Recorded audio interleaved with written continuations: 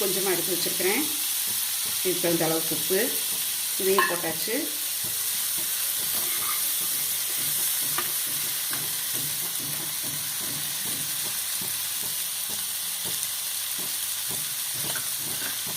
தேங்காய் பூயும் போட்டு கிளறிடலாம். கொஞ்சம் இஞ்சி பேஸ்ட்டு சேர்த்துடலாம். நான் ஏற்கனவே சொன்ன மாதிரி சுண்டல் கொஞ்சம் தாராளமாக பண்ணுறப்போ அரைச்சி போடலாம், இஞ்சியும் பச்சை மிளகாயும் சேர்த்து. இப்போ நம்ம கொஞ்சம் தான் பண்ணுறதுனால நான் இஞ்சி பேஸ்ட்டு தனியாக பச்சை மிளகாய் கிள்ளி தாளிச்சிருக்கிறேன். அந்த பச்சை மிளகாய் இஞ்சியும் நல்லா ஒரு மிக்சியில் ஒரு சுற்றி போடுறப்போ அது இன்னும் நல்ல வாசனையாக இருக்கும். கிண்டியாச்சு. இதை எடுத்து இப்போ டிஸ்பிளேக்கு வச்சிடலாம். சுவையான கடலைப்பருப்பு சுண்டல் தயாராகிடுச்சு. இனி வரப்போகிற பண்டிகை காலங்களுக்கு இது செய்கிறதுக்கு இந்த குறிப்பு நீங்கள் செஞ்சு